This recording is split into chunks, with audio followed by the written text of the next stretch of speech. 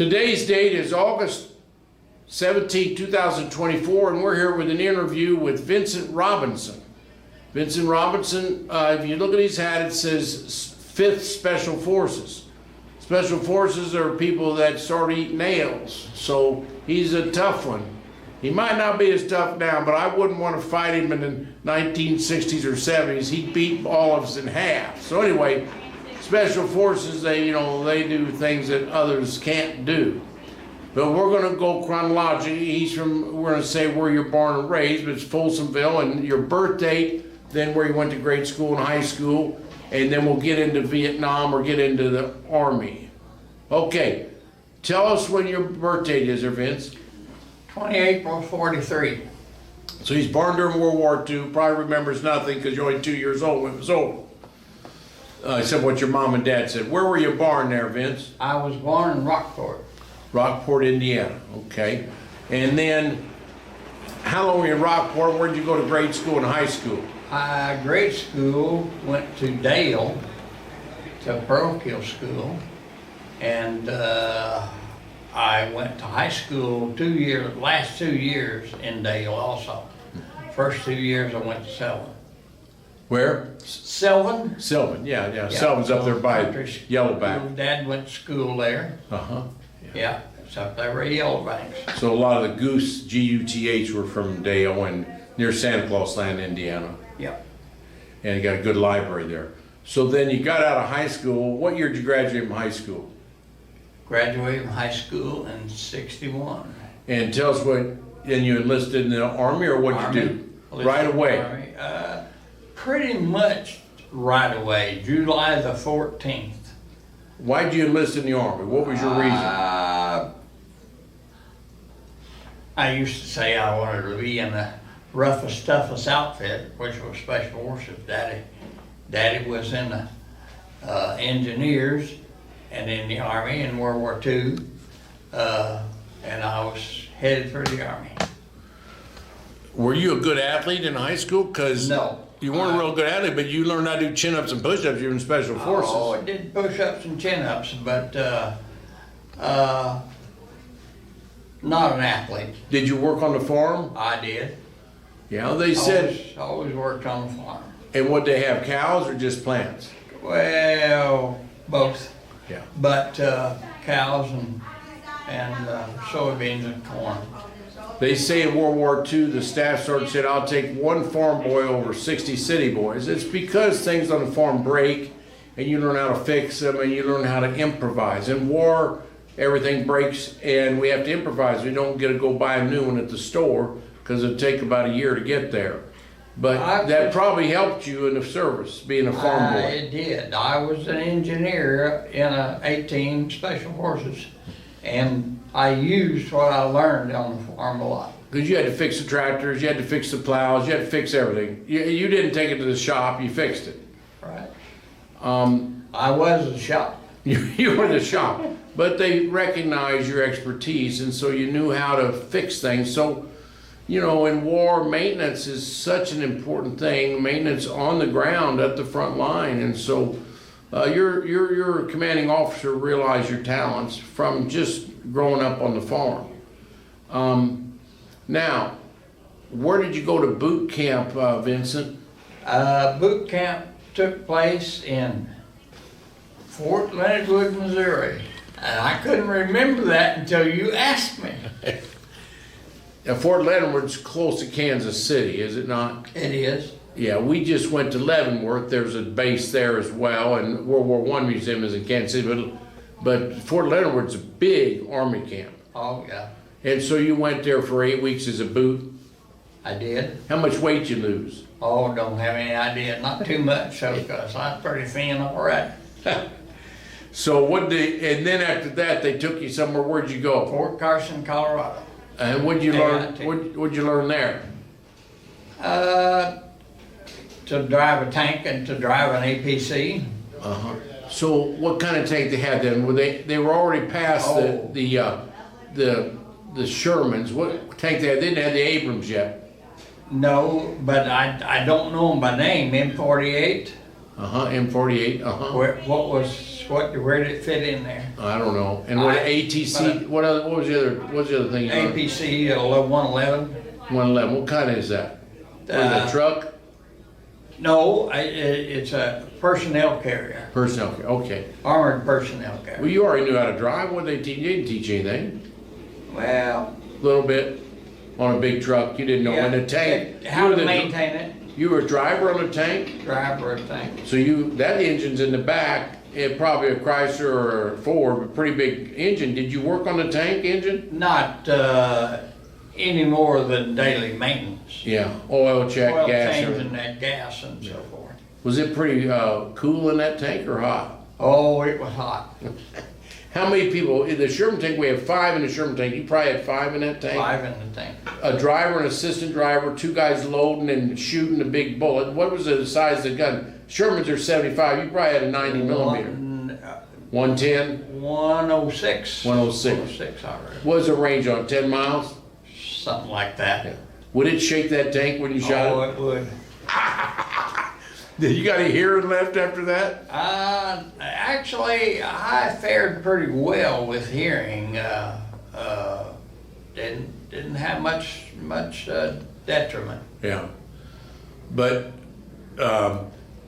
you could hit something, or they're pretty good aims. They're better than World War II tanks. Did they have good aim and hitting stuff from a long distance? Pretty good. Yeah. Pretty good. Did you practice that in Fort Carson? We did. Yeah. I bet that was fun, wasn't it? Oh yeah. And could they shoot while they were moving? Some tanks in World War II had to stop, or the Germans had to stop, but the Americans could shoot while they're moving. They could, I believe. Yeah. Then after that, what'd you do there, Vince? Step by step, I went to Carson AIT and finished up there with a tank. What's AIT mean? Advanced Infantry Training. Okay. Well, let's see. I went to flight school in '68. So. Where'd you take flight I school? took Fort Rucker, Where's that? Alabama. And how long flight school take you? 6 months? 8 weeks of flight school and then 8 weeks of individual training. I see. And so then, what kind of plane they use then? Do you remember? Was it just a Stearman or something more advanced? A T6? No, it was a Huey. A Huey? Oh, helicopter. You learned helicopters. Oh, yes. So you were on a Huey. Those I'm are. sorry, that I should have said that, but Yeah. I didn't. No, it was helicopters. So- I never had fixed wing until later on when I got it and transitioned into it. So between 61 and 68, you were in the service, but you didn't. What did you do between 61 and 68 before you went to helicopter? I went to Vietnam and 65? buddy, I'm sorry. But a couple years, you were in Vietnam a couple years? Oh yeah. And what did you do there? Flew Chinooks. Chinooks, but you weren't trained yet though. I trained in the Chinook the year before, or the month before I went to Vietnam. Tell us what a Chinook is. Two-seated- large tandem rotor. Tandem rotor, it's like a 46. Tandem rotor, It is too big. bigger. A little bigger than the 46. I did very little flying in a 46. I did a 47 Chinook. A Chinook is bigger. would hold about 20 people.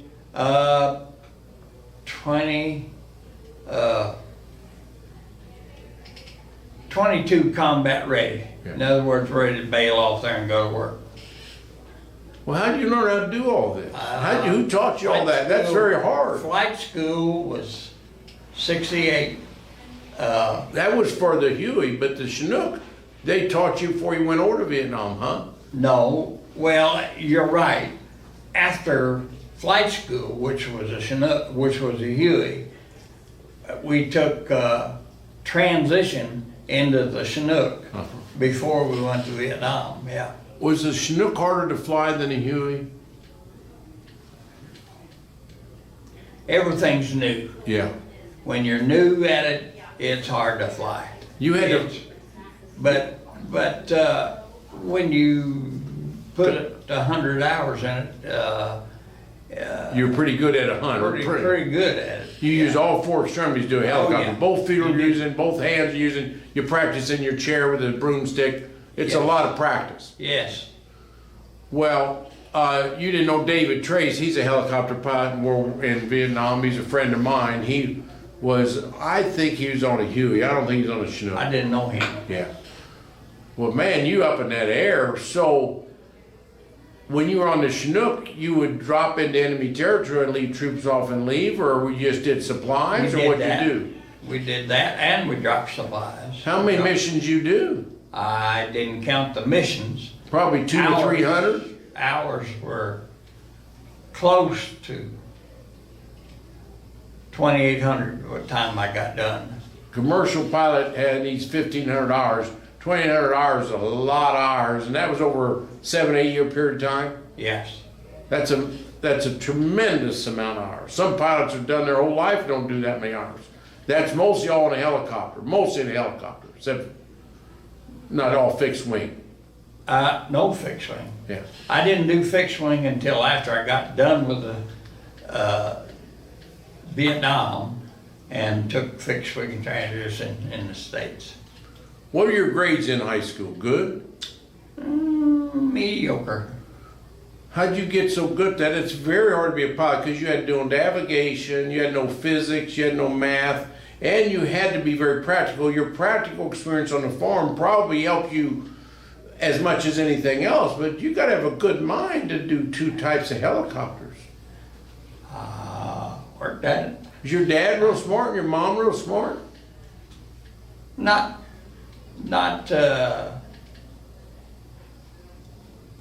out of this world, but Yeah. but But both were very practical. Did you Yeah. have any sisters or brothers on the farm? only 9 of them. None. Were you the oldest? I was the oldest. But you became a father figure for a lot of them. So you had a lot of maturity and you had to learn and probably teach a lot of them. You probably taught a lot of them a lot of things on the farm. You became a father to a lot of your brothers and sisters. How many girls? How many boys? 4 boys, 6 girls. And any of them going to the war like you? Yes, another went into Special Forces. Is he still with us? He's still with us. Yeah. Did He's, What'd he do over there? Helicopters? no, he was on the ground. Yeah. Huh. Does he eat nails too? He can handle it. Okay, so now tell us 3 or 4 of the experiences that you thought were pretty tough in Vietnam in the Chinook and then in the Huey. Tell us just a couple good stories that you remember that scared you. Well, I don't know about scared me, but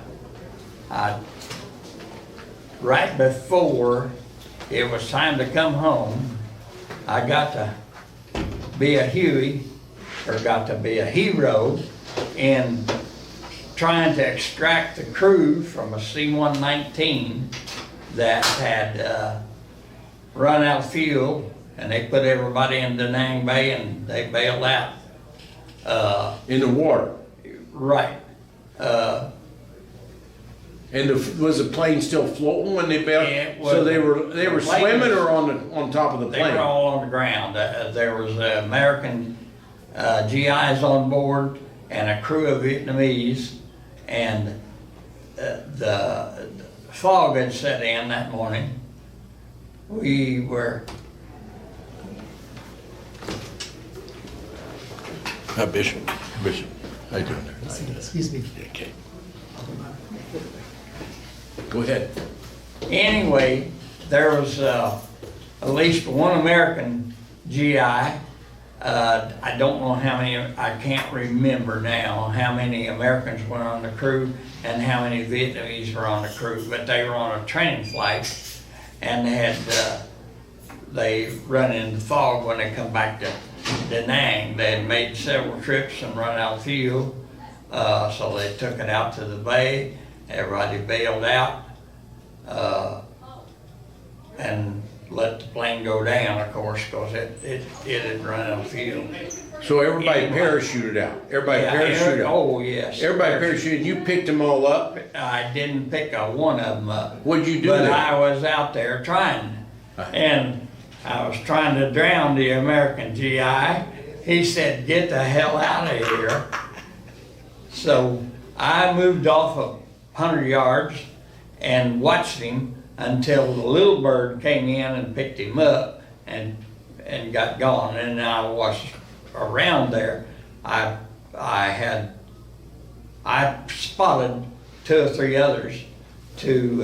Tell them where they were. They were floating in the water. Did they all have life jackets on? They Oh, swim. yes. They were life jacket, but And you that's spotted them and so the other- Mainly his life jacket is the thing that I couldn't pick him up because every time I got close to him, I blew him away. Yes. You had bigger rotors that blew it more than the other 100 small. 100 miles an hour. Were you in the Huey or the 46? Oh, I was in the 47. 47, yeah. 47, yeah. It just makes waves from 100 feet up. You make great big waves. How big a wave? About 2 feet, doesn't it? I don't know what it was like there. I wasn't in the water. I was safe in the cockpit. But I could tell that I couldn't catch him. Every time I'd get the hook close to him, so he could get a hold of it, I'd send him flying. Huh. So I got off far enough I could draw the Huey there until the Huey picked him up. Huey didn't blow him as bad. No, it So that was a pretty interesting experience. That's probably 68 or 70 or that something. was 16. Oh boy, Somewhere in the 60s. But tell us about a 19. 72. 72. What's a 19? Is that a big plane? Is it a troop plane or transport? What is Well, it? C-19 cargo? It's cargo. Yeah. Cargo. Held maybe 50 people. Yeah. Yeah. Huh.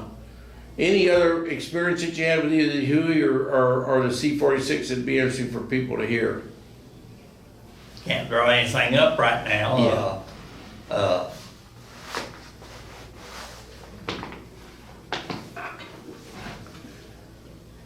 And then what year did you get out of the service? 82. 82. You had 20 in, you a lifer? Yes. So you're a lifer. You're a lifer. 61 to 82. So you had 21 years in? Yeah. Of full duty, active duty? Yeah. That's right. And where'd you get out of the service, in what part of this country? Washington State. What city? Fort Washington, or Fort. Way over in Spokane or over by Spokane? There's a big Air Force base there, but maybe over by Seattle or Wenatchee? Right, in that area. Yeah. And you got out there, what'd you do? That Fort Lewis. Fort Lewis, okay, that was a big, big place out there. What did you do your last, say from 75 to 81 or 82 when the Vietnam War was over? I got out in 82. What'd you do the last 7 years, from 75 to 82? What'd you do in the service? Still flew helicopters? Still flew helicopters. Everywhere, or just in Washington, or a lot of other places? Oh, man. But you did helicopter, you never quit the helicopters, did you? No, I got out of helicopters. Uh-huh. And